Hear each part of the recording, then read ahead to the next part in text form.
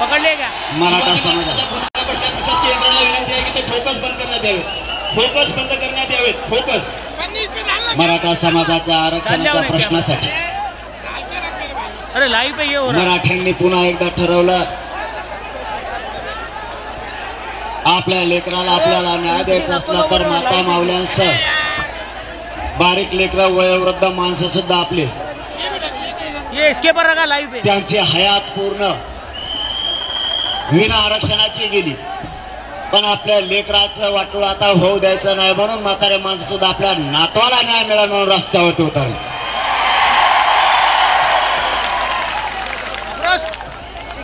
सरकारनं मराठ्यांवरती कितीही डाव टाकले. हे मध्ये हलवून फिरव म्हणायचं नाही आता. ते माईक पीक अजिबात बाजून ठेवायचा कोणी. सरकारनं मराठ्यांवरती डाव टाकायचं ठरवलं. सरकारनं छगन भुजबळाच्या माध्यमातून पुन्हा सरकार त्याच्या आडोशाला लपायला लागलं. सरकारने त्याला मंत्रीपदही दिलं आणि त्या मंत्रीपदाच्या जोरावर त्यानं ओबीसीचे पडेल फिडेल सगळे आमदार गोळा करायला सुरुवात केली. बहुतेक देवेंद्र फडणवीस साहेबांनी सांगितलं असावं की तू यांना गोळा कर, मी तुला साथ देतो. कारण ज्या सरकारमध्ये छगन भुजबळ राहतोय, मग छगन भुजबळ इतकी मस्ती आलीच कशाची. मराठ्यांचं अंतर्वाली शांततेत आंदोलन सुरू आहे.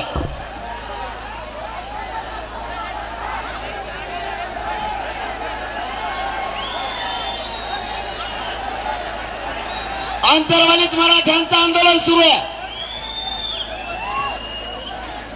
आंदोलनाच्या समोरच आंदोलनानं बसवलं.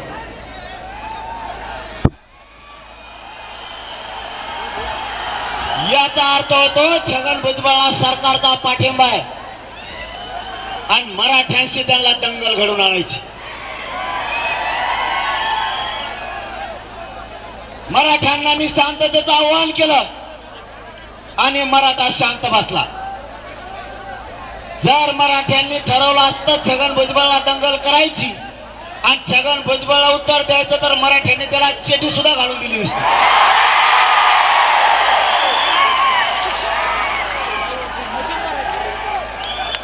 पण मराठ्यांवरती ते संस्कार नाहीयेत. मराठा एकदा शांत म्हणलं की शांतच राहतो. कोणाच्या पायाला पाय लावत नाही आणि पुन्हा पाय सुद्धा पडत नाही. या मराठा समाजाला माझे हात जोडून विनंती आहे, तुम्हाला मी मायबाप मानलाय, तुमच्याशी मी कधी दगा करणार नाही. फक्त शांततेत राहा.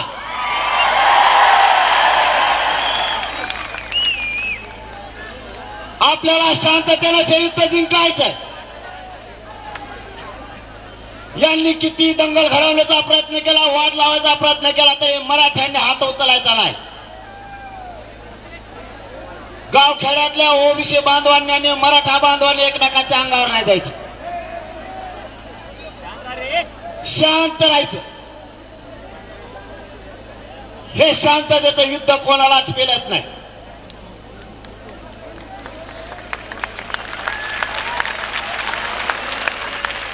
मराठा समाजाला मी मायबाप मानलं.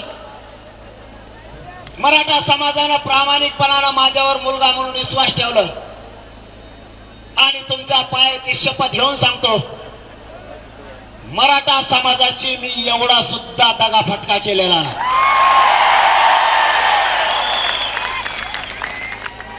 माझ्या शरीराची पुरी चालणी होऊन बसली. चालताना बसताना उठताना मला शरीर साथ देत नाही. सरकारनं माझ्यावरती हल्ले करायचे प्रयत्न केले. माझ्या विरुद्ध षडयंत्र रचले. मला जेलमध्ये टाकायसाठी SIT सुद्धा नेमली,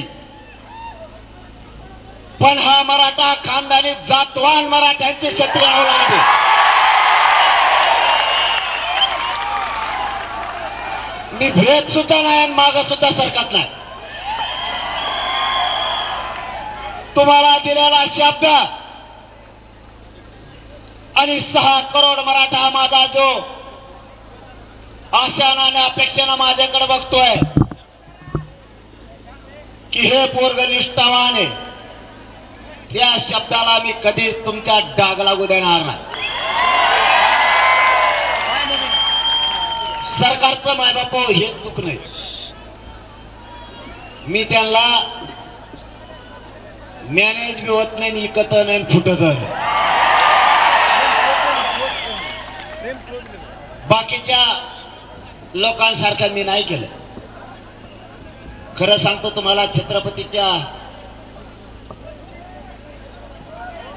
पवित्र भूमीत उभा आहे आणि त्यांच्या पुतळ्याजवळ उभा आहे. यांनी काही दिलं असतं पण सगळ्यावरती लाथ मारली फक्त माझ्या जातीसाठी. आई बापाओ, माझी एकच इच्छा आहे शेवटची, माझ्या गोरगरीब मराठ्यांना, करोडो मराठ्यांना आरक्षण देऊन त्या पोरांच्या अंगावर वर्दी चढलेली बघायची, बस एवढंच.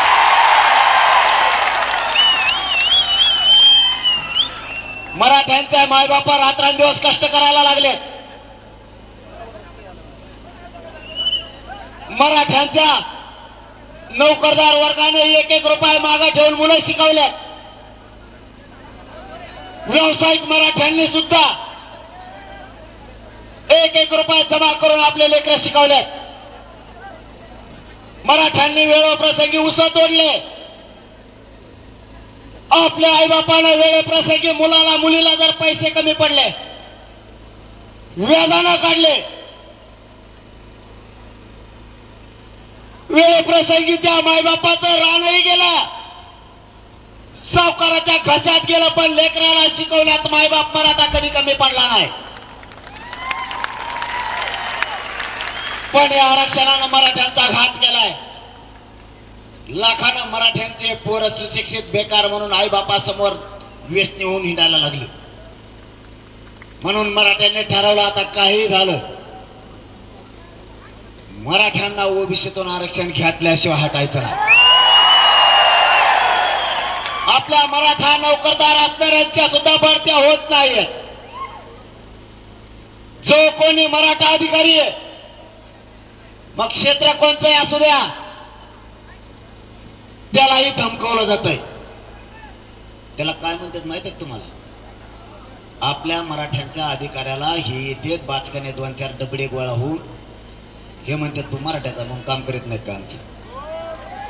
आपण त्यांच्या अधिकाऱ्याला कधी म्हणतो का तू ह्या जातीचा आहे म्हणून आमचं करत नाही? रक्षण करा. समाजानं आपल्या अधिकाऱ्यांच्या सुद्धा पाठीशी उभं राहायचं शिका.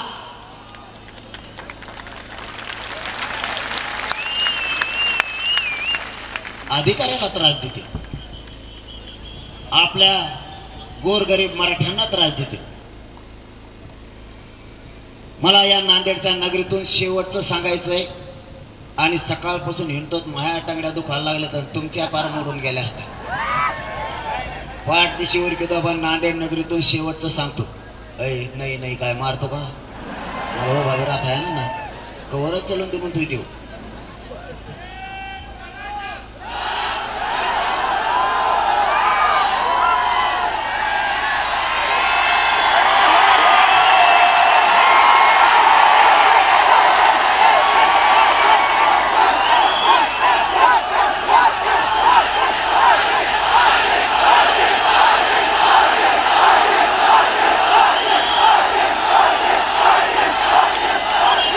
पहिल्यांदी पूर्वीच्या काळात पाटील शब्द लय नाव ठेवायचे. पाटला असा फोटा ठोकलाय आयला. मला तर असं बेकार म्हणतात ना ते सोशल मीडियावर, त्याच्यावर मला म्हणतात ही येड आहे छगन भुजबळ. तेव्हा म्हणतो याला कायद्याचा अभ्यास नाही, घटनेचा अभ्यास नाही, चौथी नापाशी, हे गावठी आहे. मी गावठी असून दे, मी पार बधीर आहे, तुला काय करायचं? मला काय लग्न करायचं तुझ्या संग? मी पार पागल आहे, येडा आहे मी. पण मराठ्यांना न मिळणारं 70 वर्षाचं आरक्षण आतापर्यंत 1.5 कोटी मराठ्यांना दिलं नाही. तो आज छातावर पाय देऊ. अरे मी पुरा येडा आहे, मला काहीच कळत नाही. तू पायाने चालतो, मी टकोऱ्यावर चालवतो. तू घटनेचा कायद्याचा अभ्यास घे. पण माझा मराठा समाज पुरा खचला होता. आता कधी मराठ्यांना आरक्षण मिळेल की नाही? पण मराठ्यांना कळालं, आता इमानदारीचा उठाव झालाय, हे शांततेचं युद्ध सुरू झालंय, आता आरक्षण मिळणार. मी सरकारला विचारलं होतं, 54 लाख मराठ्यांच्या नोंदी सापडल्या, यावर मला खरं सांगा, सापडल्यात का? त्यांनी मला प्रोसिडिंग बुकवरती लिहून दिलेलं आहे, 54 लाख नाही, 57 लाख नोंदी मराठ्यांच्या सापडल्या. मग आता 57 लाख सापडल्यात, एकाच्या याच्यावर 40-40, 50-50 निघायला लागल्या. आपण 3च धरू, एका नोंदीवर 3, तरी 1.5 कोटी मराठा गेला नाही आरक्षणात. छगन भुजबळला कवा करायचं मी पागल आहे का येडा आहे? तुला चक्कर बसायची वेळ आणली मी, आणि तू जर आणखी लय दिवस माझ्या नादी लागला ना, तुला जनावरांच्याच गोळ्या घ्यावा लागणार. इंजेक्शन सुद्धा तुला जनावरांच घ्यावं लागतं, इतकं लांब आहे की.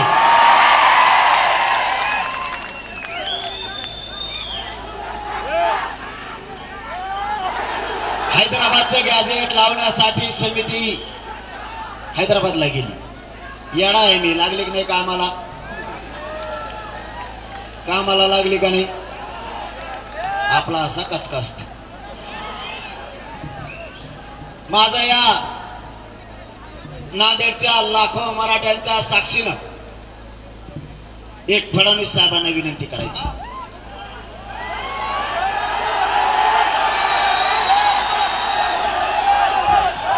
तुम्ही छगन भुजबळला बळ द्यायला लागलात, आमचं काही म्हणणं नाही. तुम्ही त्याला बळ घ्या, कडाला घेऊन हिंडा, त्याचे मुके घ्या, आम्हाला नाही देणं घेणं. पण तुम्ही जी त्याला टोळी जमा करायला सांगितली ओबीसीच्या नेत्याची, आणि त्यांना आम्ही कधी शत्रू मानलं नाही, कधी विरोधक मानलं नाही. तुम्ही आमच्या अंगावरती त्यांना घालायला लागलात. आणि तुमचा दुसरा एक पण आहे की मी ओबीसीचे नेते एकत्र करून पाठीमाग जो नेरेटिव्ह पसरला होता, जो गैरसमज पसरला होता, तो भरून काढणार. फडणवीस साहेब, तुम्ही गैरसमज भरून काढा, खड्डे भरून काढा, चढ उतार भरून काढा, आम्हाला मराठ्यांना नाही देणं घेणं. पण छगन भुजबळचं लय ऐकून राज्यातलं पुरं भाजप संपून बसू नका.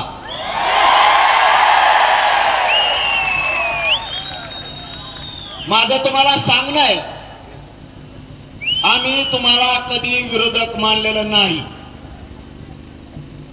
कधी मानणारही नाही. आमचं आहे ते आरक्षण द्या, हेच मराठी तुम्हाला डोक्यावर घेऊन नाचतील. पण जर छगन भुजबळचं ऐकून मराठ्यांना त्रास द्यायचा प्रयत्न केला तर 288 उमेदवार पडत असते तुमचे. छगन भुजबळ साहेब, आम्हाला आमच्या लेकराच्या पुढे काय दिसत नाही. आता भाजपच्या, राष्ट्रवादीच्या, काँग्रेस, शिवसेनेच्या मराठ्यांनी ठरवलंय, नेता मोठा करण्यापेक्षा आपल्या जातीचे स्वतःचे लेकर मोठे करू. 10% मराठे सुधारतील राजकारणात जाऊ, पण 90% मराठ्यांचं काय? आणि या मनोज जरांगेने नेमका तोच विडा घेतला की 10% सुधारायचे नाही, पण 90% गरीब मराठे सुधारायचे. आणि त्यांची तीच पोटदुखी आहे की हे पोरग आपल्याला मॅनेज होत नाही, फुटत नाही, याला इथं बदनाम करा, नाही तर याला संपवा. आता संपवायला ते तर 6 कोटी मराठी अंगावर जाते. बदनाम करते तर माझ्याजवळ करत नाही बदनामी सारखं. माया किती पॅन्ट झटकिले तरी 8 आणा खाली पडत नाही. त्यामुळे यासाठी फेल झाली. यासाठी कोणकडे गेली त्याची तिलाच माहित. आमचं म्हणणं साधं आहे. फडणवीस साहेब तुम्ही पाठीमाग असं म्हणले, मला नाविलाजाने हे बोलायची वेळ आली. 1980 पासून ज्यांनी मराठ्यांना काहीच दिलं नाही त्यांच्या मागे मराठी पळायला लागले. फडणवीस साहेब तुम्ही एक गोष्ट विसरला. 1980 पासून त्यांनी आम्हाला काही दिलं नाही हे मराठ्यांना माहिती आहे. आमचं 16% आरक्षण सुद्धा त्यांनी ओबीसीला दिलं हे आम्हाला माहिती आहे. आमचं म्हणणं एवढं आहे, त्यांनी जी चूक केली ती तुम्ही का करताय? दुरुस्त करा ना. तेच किती दिवस सांगणार? त्यांनी चूक केली, तुम्ही दुरुस्त करा. आणि फडणवीस साहेब तुम्हाला आठवण करून देतो पुन्हा एकदा, तुम्ही ती चूक दुरुस्त केली होती. 13% मराठ्यांना आरक्षण दिलं त्यावेळेस मराठ्यांनी तुम्हाला 106 आमदार निवडून दिले. 106 आमदार हे तुम्ही विसरला. आता तुम्ही छगन भुजबळ आमच्या विरोधात उभा केला. बाकीच्या नेत्यांना तुम्ही बळ द्यायला लागलात. आणि मायबापा हो, मी आज तुम्हाला एक गोष्ट सांगायला आलोय. ओबीसीच्या छगन भुजबळची मागणी काय आहे? मराठ्यांच्या 54 लाख दिलेल्या नोंदी रद्द करा. आणि याला पाठबळ फडणवीस साहेबांचं सरकारचं. म्हणजे मला एक सांगा, आतापर्यंत यांना आरक्षण दिलं गेलं. 1967 ला एकदा आरक्षण दिलं, त्यावेळी 180 जाती घातल्या. त्याच्या 83 क्रमांकाला कुणबी व्यवसायावर आधारित आरक्षण दिलं गेलं. 180 जातीमध्ये उदाहरणार्थ माळी समाजाची जात आहे, तिचा व्यवसाय शेती आहे. अगोदर एक माळी समाजाची जात घातली गेली. त्याच्यानंतर माळी समाजाच्या राहिलेल्या पोटजाती आरक्षणात नव्हत्या. त्यांचा व्यवसाय सारखा आहे म्हणून एक माळी समाजाची जात आरक्षणात घातली. त्यानंतर बाकीच्या जाती घातल्या गेल्या. म्हणजे अगोदर जाती होत्या 180, आज त्या जाती आहेत 400 450. याचं कारण आहे, अगोदर एक जात घातली, राहिलेल्या जाती या पोट जाती म्हणून घातल्या, उपजाती म्हणून घातल्या, व्यवसाय सारखाच आहे म्हणून घातल्या. माझं आणि माझ्या समाजाचं 10 महिन्यापासून हे म्हणणं आहे, 83 क्रमांकाला ओबीसी यादीत 83 क्रमांकाला कुणबी म्हणून आहे. तर कुणबी मराठ्यांचा आणि कुणबीचा व्यवसाय सारखाच. त्यांचाही शेती, आमचाही शेती.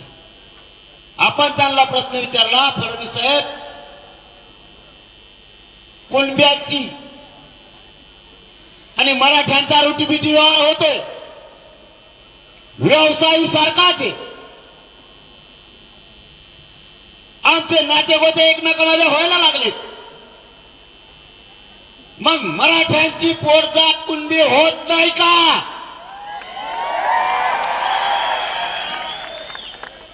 तुम्ही 180 जातीच्या 450 जाती केल्या. हे काम करायचं सोडून तुम्ही त्याला शिकवायला लागले, छगन भुजबळाला साथ द्यायला लागले, आमच्या विरोधात त्याला उठवायला लागले. आमचं हैदराबादचं गॅजेट आहे, सातारा संस्थांचं आहे, बॉम्बे गव्हर्नमेंटचं आहे, ते तुम्ही घेत नाहीये. आणि तुम्ही म्हणताय फडणवीस साहेब आम्ही गैरसमज पसरला. फडणवीस साहेब, तुम्हाला माझा सवाल आहे, विरोध म्हणून नाही पण तुम्हाला सावध करायचं आहे म्हणून. काय समाजाला आम्ही खोटं सांगितलंय? अंतरवालीत आंदोलन बसला. आमच्या आई भाईच्या बहिणीच्या छाताडात तुम्ही गोळ्या घातल्या की नाही घातल्या? काय खोटं सांगितलंय? आजही आमच्या माता मावल्या आणि पोराला रस्त्यानं चालता येत नाही. हे खोटं आहे का? तरीही फडणवीस साहेब तुम्ही आमच्यावर 307 सारख्या केसेस केल्या. हे खोटं आहे का? आमचा सवाल आहे फडणवीस साहेब तुम्हाला, काय समाजात गैरसमज पसरलाय? जे खरं आहे ते समाजाला माहिती आहे.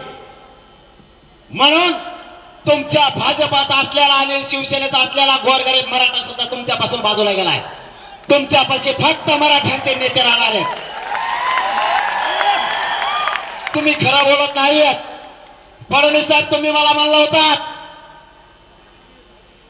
सगळ्या केसेस मागे घेऊन आंतरवाली राज्यातल्या, तुम्ही नाही घेतल्या.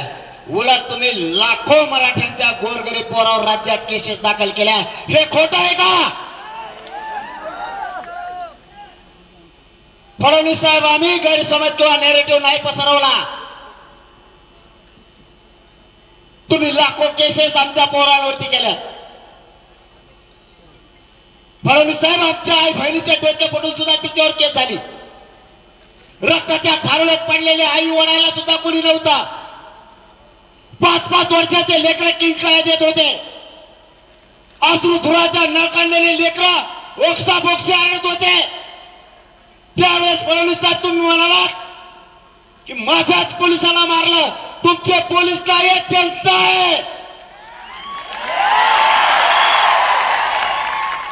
तुम्ही मराठ्यांना येण्यात काढायचं बंद करा. आम्ही काय खोटं नाही बोललो. आणि मी जातवान क्षेत्रीय मराठा, आम्ही खोटं बोलत नसतो. तुम्ही कितीतरी वेळा डाव टाकले. आता तुम्ही नवीन डाव टाकला. छगन भुजबळ त्याला हाताखाली धरलं आणि ओबीसीचा एक गठ्ठा करायचं ठरवलं.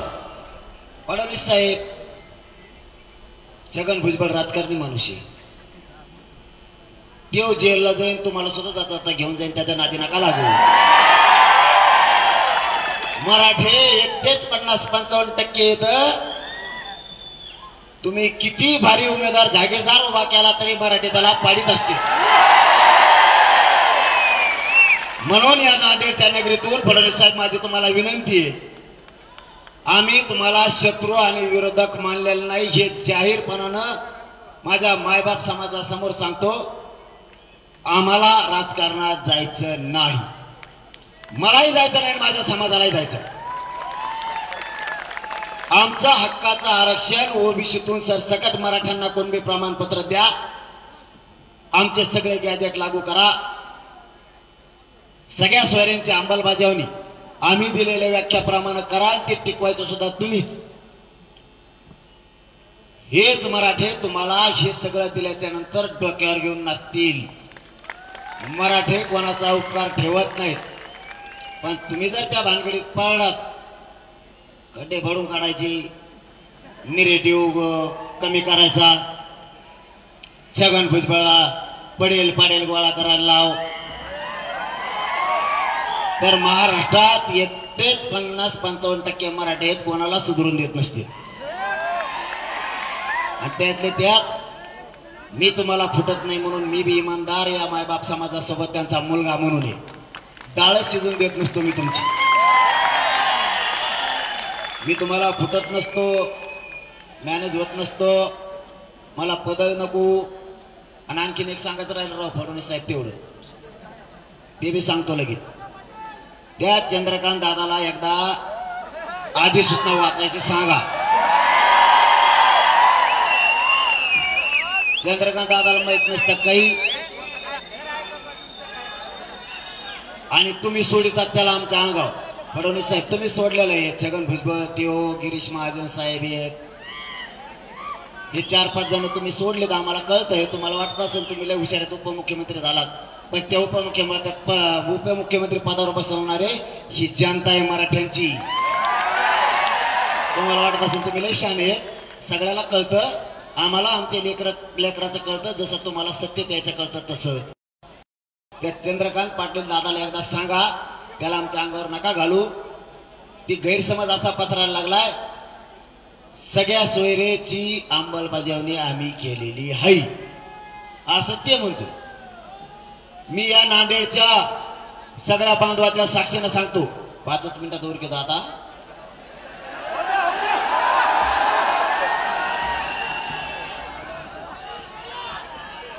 माझं एकच सांगणं आहे फडणवीस साहेबाला की त्यांना सांगा गैरसमज पसरू नका.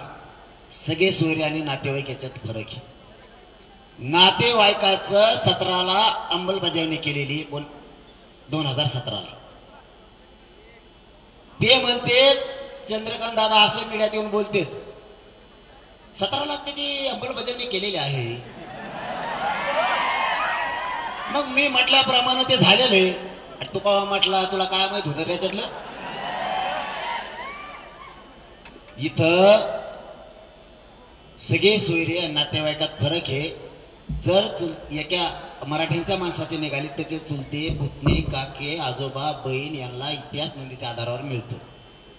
10 महिन्यापासूनच्या माझ्या समाजाला माहीत आहे मी काय बोलतोय. आणि ज्या माझ्या समाजाला मराठा बांधवाला माहीत नसेल त्यांनी 10 महिन्यापासूनच्या टीव्हीवरच्या बाईट काढायला सुरुवात करा. आपलं म्हणणं असं आहे, ज्या मराठ्यांची नोंद सापडली त्याच नोंदीच्या आधारावर त्याच्या सगळ्या सोयऱ्यांना द्यायचं. नोंद नाही निघाली तरी, कारण ज्या मराठ्यांची नोंद निघाली त्या मराठ्यांचा आणि त्याच्या सोयऱ्याचा सारखाच व्यवसाय आणि तुम्ही आरक्षण व्यवसायाच्या आधारावर दिलंय. म्हणून जर सगळ्या सोयऱ्याची अंमलबजावणी झाली तर मी सांगताना 2-3 उपोषणात असं सांगितलेलं आहे, ज्या मराठ्यांची नोंद निघाली त्या नोंदीच्या आधारावर शपथपत्र देऊन नोंद न निघालेल्या मराठ्यांची प्रमाणपत्र याच नोंदीच्या आधारावर निघाल्याच्या नंतरच मी उपोषण मागे घेणार आहे, असा माझा सरकारला त्यावेळेचा शब्द आहे. मराठ्यांना सुद्धा मी अगोदर सगळ्या सोयऱ्यांचं पत्र बघणारे याला दिलंय का तरच ती अंमलबजावणी लागू.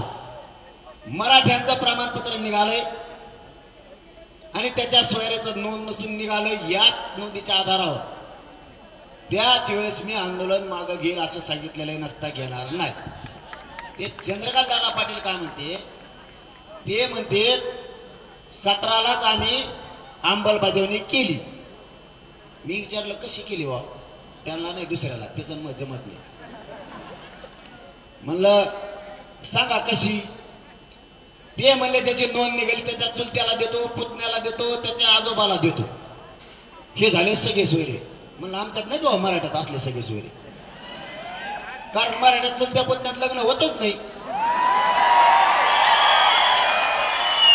ते सगळे सोयरे असूच शकत नाहीत.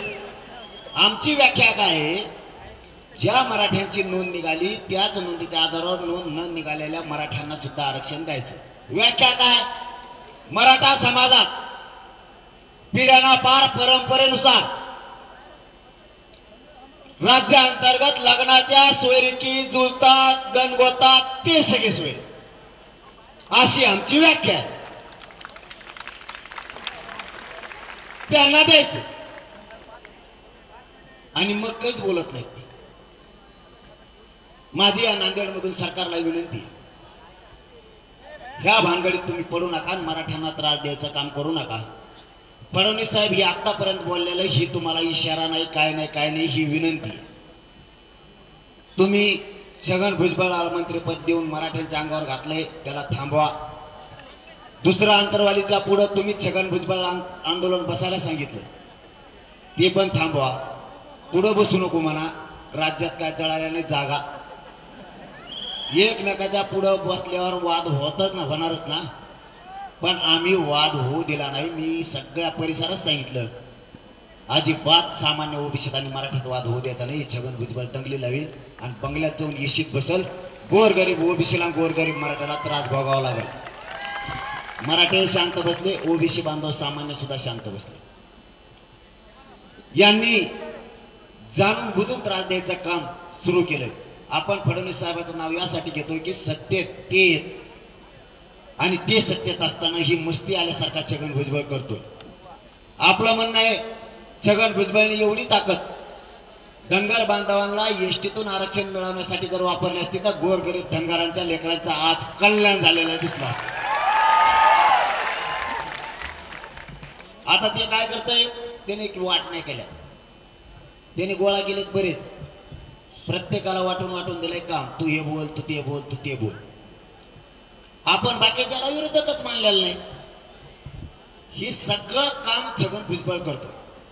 मराठ्यांच्या आरक्षणाचा खरा मारेकरी छगन भुजबळ. तेव मुकादम हे सध्या, त्याच्यामुळं तेव जातीवाद पसरवतोय. माझी तुम्हाला शेवटची हात जोडून विनंती आहे, छगन भुजबळ साहेबांना बळ देऊन मराठ्यांचं वाटोळं करण्यापेक्षा फडणवीस साहेब तुम्हाला विनंती आहे, तुम्ही मराठ्यांचं ठरल्याप्रमाणे शिंदे साहेबांनी तुम्ही दोघं द्या. हे मराठे तुम्हाला डोक्यावर घेऊन नाचतील, ही विनंती आमची तुम्हाला. आणि आडवं चालायचा प्रयत्न केला तर मग मराठे 288 पाडायचे का उभे करायचे ठरीत असतील आणि सगळ्याचे काढून टाकत असतील. आता मी एवढं बोललो का, आता काय करणार माहितीये का, कसल्याच्या नावानं घेजो रे.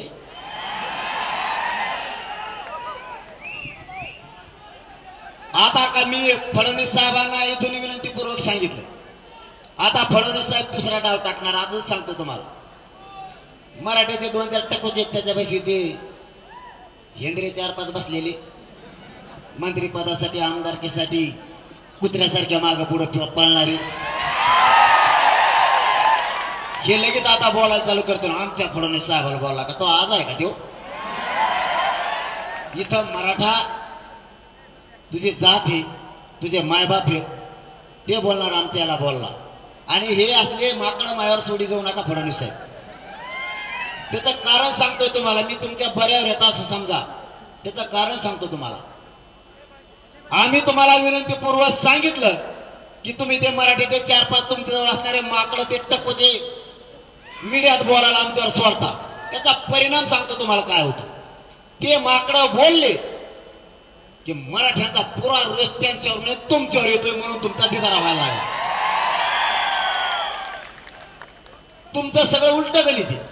छगन भुजबळ मराठ्यांच्या विरोधात बोलला की सगळा रोष तुमच्यावर जातोय फडणवीस साहेब. त्याच्यामुळे त्याला बळ देऊ नका, तेव्हा आपल्या पायाचा आहे. तेव्हा जिकडे जाईल तिकडे काडी लावतो. तेव्हा आधी एका पक्षात होता, त्या पक्षाचा सगळा देवारा केला दिली. आता या दुसऱ्या पक्षाचा केला. आणि तुम्हाला सुद्धा फडणवीस साहेब आता त्याची 3री वेळ तुम्हाला हात घ्यायला लागले दिली. थोड्या दिवसात तुम्हाला ते तुमचा सोबती करीन अशी माझी तुम्हाला विनंती, होऊन देऊ नका. त्याला कांदे पचते आटले, तुम्हाला नाही पचायचे फडणवीस साहेब. मी नागरिक म्हणून सांगतोय, परत म्हणतात टीका केली. टीका फेका नाही करायला, तुम्हाला खरं सांगायलो. त्याला जवळ करून त्याच्या नादात तुम्ही मराठ्यांना त्रास द्यायचा प्रयत्न करताल. आता आमचा नाविलाज आहे, तुम्हाला जर तेच पॅचारला तर घ्या का करता, मग आता त्याला आमचा नाविलाज आहे. तुम्ही त्याला कडावर घेऊन हिंडा काय करता, मग आता त्याचे रोज मुके घ्या, आम्हाला काय देणं घेणं. पण तुम्हाला आयुष्यातला फडणवीस साहेब पश्चाताप येईल. आपण निरेटिव्ह भरण्याच्या नादानादात, गैरसमज करण्याच्या नादानादात ओबीसीचे काही नेते जवळ केले छगन भुजबळच्या माध्यमातून. या नादात आपण अख्खं महाराष्ट्रातलं भाजप संपून बसलो. तुम्हाला खरं सांगतोय फडणवीस साहेब, मी हे खोटं नाहीये. तुमचे माकडं सुरूच करते ना आता मीडियावर बोलायला. मी टीका केलं, मी धुणार आहे त्यांना, नुसतं बोल म्हणतो. मी हे खरं सांगतोय, खरं पटवून घ्या. तुम्हाला आता एक झटका बसला, नुसतं पाडाच म्हणलोय मी कोणाचं नाव घेतलं नाही, काही नाही घेतलं का रे. मी आपलं म्हणलो पाडात आशे पाडील यार तुम्ही. खरंच बा तुमचे मनापासून आभार. आणि आता तर मी नाव घेऊनच सांगणार आहे बा. तुम्हाला आणखीन एक सांगतो, मराठ्यांना गोरगरिबांना त्रास देणारा ओबीसीचा नेता कोणी असो, कोणी ह्या म्हणतो मी सगळे नाही, कोणी असो, त्यांनी जर मराठ्याला त्रास दिला त्याला असं रपकून पाडीताना कवात न भरायला पाहिजे. आणि पाड्याच्या नंतर जो पक्ष त्याला जवळ करील त्या पक्षाचे बी सगळे पाडून टाका. एका बदल्यात 10-15 पाडी व्हायचे. आपल्या गोरगरिबाला त्रास देणाराची अजिबात काही करायची नाही.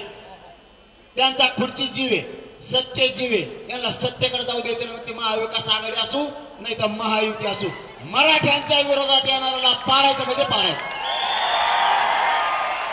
यांना सोडायचं नाही. त्याशिवाय माझ्या मराठ्यांचं कल्याण होणार नाही. आणि नेत्या फित्याला आता मराठी भेट नाही.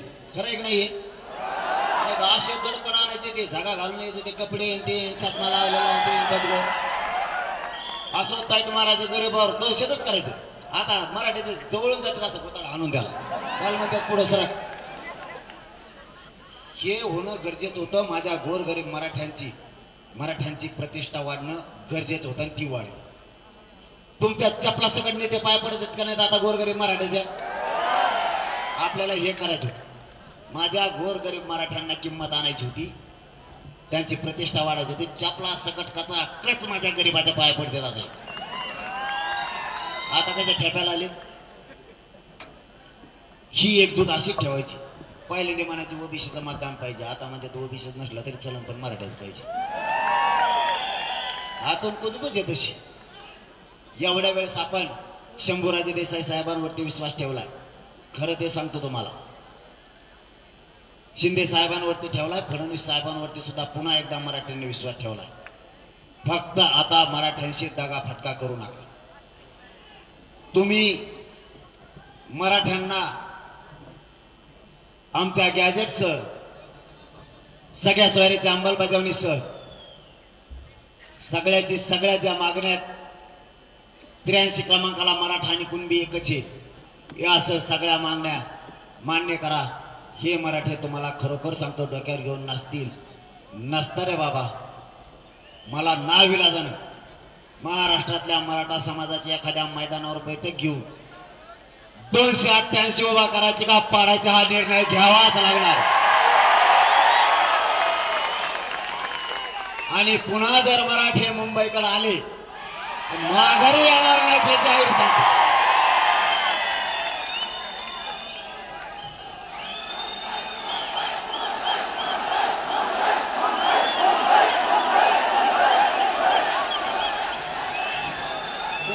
मुंबई म्हणले का ते असे कान देऊनच ऐकत तिथं. त्याला वाटतं खरंच येते का बाली. आपण आपला डाव त्यांना आतावत कळून दिलं नाही, कारण ते आपल्याला कळून दिलं नाही. आपण एकच म्हणत असतो नांदेड चाललो लगेच लातूर जात असतो. त्यांना आपला कचका चांगला माहीत झालाय. ते म्हणतात पाडा तर म्हणतात कोणाला पाडा म्हणते तर मिळ लागा ना. मराठ्यांनी रप पाडून टाकले. पण निवडून आलेले बिले मस्तीत येऊ नका म्हणा, तुमचे तांगे पलटी करीत असतात. मराठ्यांच्या मागण्याकडून राहा. ज्यांनी मराठ्यांचं मतदान घेतलंय महाराष्ट्रात त्यांनी मराठ्याच्या मागणीकडून राहा. नसता विधानसभेला तुम्हाला वाटत असेल आता निवडून आलो तर आपण आपलं 5 वर्ष बिनफिकीर झालं, तुम्हाला पुढचा डाव माहित नाही. तुमच्या जीवाचा उभा केलेला तुम्ही जीव भावाचा माणूस आम्ही पाडीत असतो. त्याच्यामुळं मराठ्यांच्या बाजूने बोला. मराठा संकटात सापडलाय मायबापाव, चारी बाजूने घेरायचा प्रयत्न केलेला आहे. आपल्या या शांतता रॅली यासाठी यात जनजागृती एवढ्यासाठी यांनी या सरकारनं मला किती उघडं पाडायचा प्रयत्न केला तरी माझ्या मायबाप मराठ्यांनी मला उघडं पडू दिलं नाही, कारण मी इमानदारीनं तुमचे लेकरं मोठं होण्यासाठी काम करतो.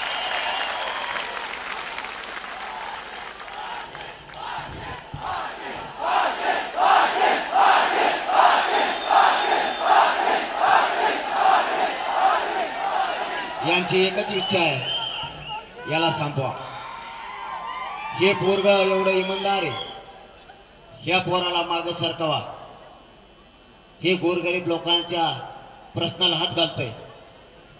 गोरगरीब मुस्लिमाला आरक्षण मिळालं पाहिजे म्हणतंय, गोरगरीब धनगरांना मिळालं पाहिजे म्हणतंय.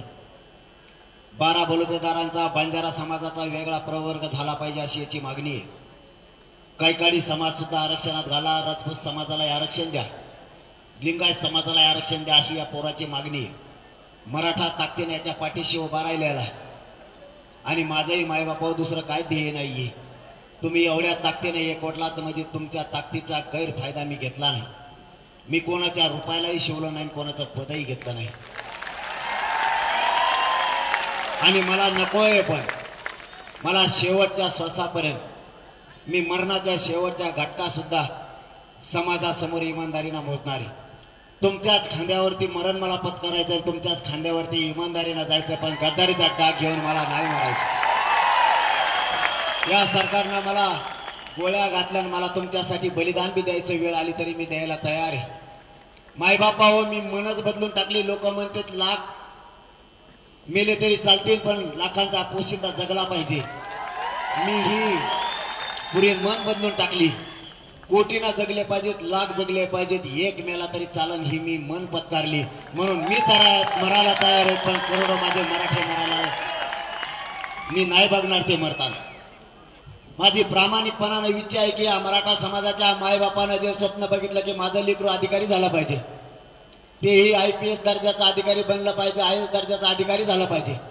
प्रत्येक आई बापाचं स्वप्न आहे की माझं लेकरू डॉक्टर झालं पाहिजे, तहसीलदार कलेक्टर झालं पाहिजे, माझं पोरग इंजिनियर झालं पाहिजे, हे आई बापाचं स्वप्न आहे. माझ्या मुलानं माझ्या मुलीनं उच्च शिक्षण घेतलं पाहिजे, हे प्रत्येक आई बापाचं स्वप्न आहे. ते स्वप्न साकार करण्यासाठी रात्रंदिवस जीवाची बाजी लावून मी जीव सुद्धा तळ हातावर घेतलाय. इतके शत्रू मला वाढले, सरकारही माझ्या विरोधात आहे, विरोधी पक्ष सुद्धा माझ्या विरोधात आहे. सरकारनं माझ्या आजूबाजूच्या लोक फोडून त्यांनाही पत्रकार परिषदा घ्यायला लावून त्यांनाही माझ्या विरोधात उतरवलं, तरी मी या समाजासाठी एक इंचही मागं सरकणार नाहीये. तुम्हाला शब्द आहे माझा, या मराठ्यांच्या पोराला आरक्षण दिल्याशिवाय, तुमचे लेकर अधिकारी झालेला बघितल्याशिवाय एक इंच सुद्धा मी मागं सरकणार नाही. मी नाही भेटेल ना मरायला. यांनी कितीही गावं टाकले तरी नाही मी मागं सरकार. यांचं सरकार पडेल किंवा येईल याच्याशी मला नाही देणं घेणं. माझा समाज मोठा झाला पाहिजे हे माझं बिरुद वाक्य. यांच्या जाती यांनी मोठ्या केल्या, तेव्हा यांना आम्ही जातीवादी नाही मानलं. आज माझा मराठा समाज एकत्र आला, एक गट्टा माझ्या मराठा समाजानं मतदान केलं तर हे मराठ्यांना जातीवादी म्हणायला लागले. अरे तुमची जात एकत्र आली, त्यांनी एक गट्टा मतदान केलं, त्यावेळेस तुम्ही जातीवादी नाहीत. आणि आम्ही जर एकत्र आलो तर आम्ही जातीवादी. वारे न्याय. तुम्ही तुमच्या जातीला आरक्षण दिलं,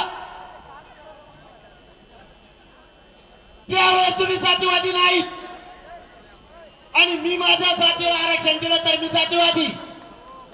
हा कोणता नाही. तुम्ही आमचे शेकडो लोक पाडले, आम्ही तुमचे एक दोनच पाडले तर तुम्हाला किती वेदना झाल्या.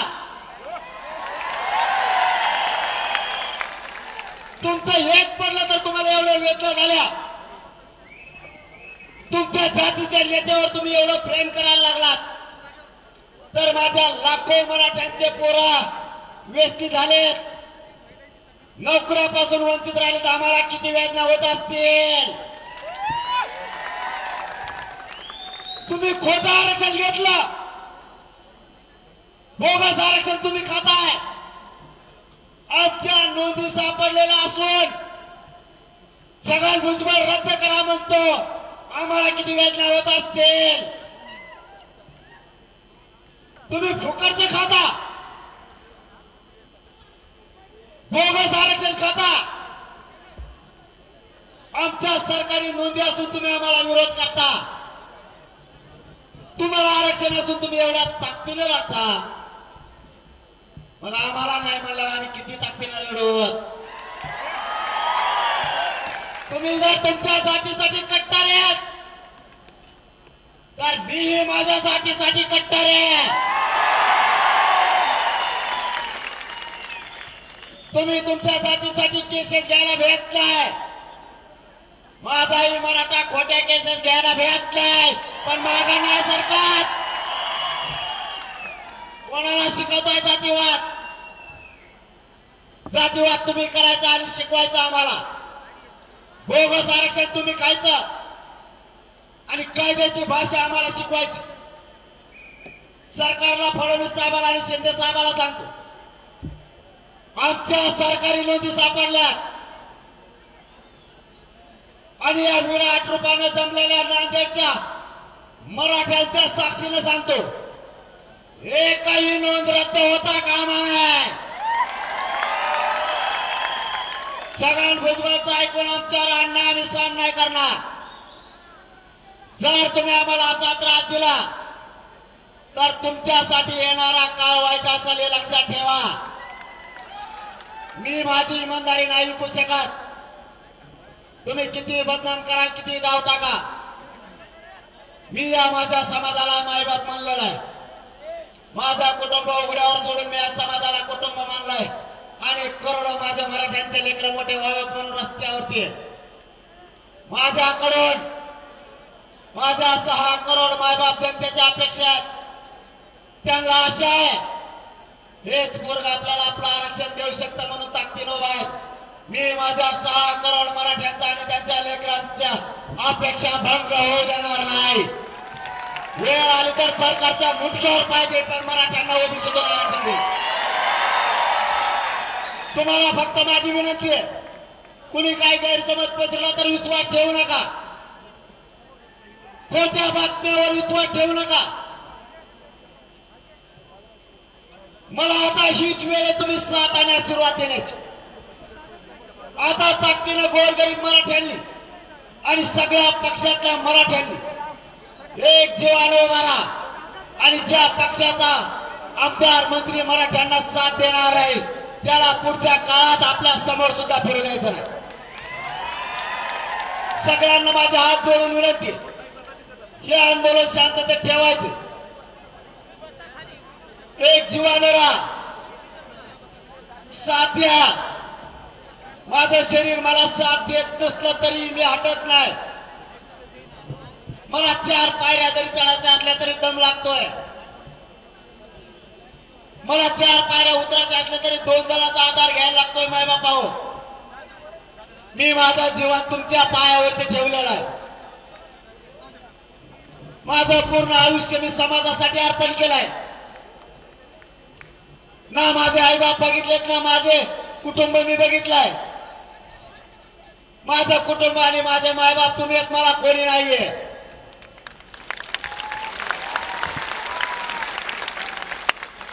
मी तुमच्यावरती आई बापाच्या प्रमाणे प्रेम करतोय.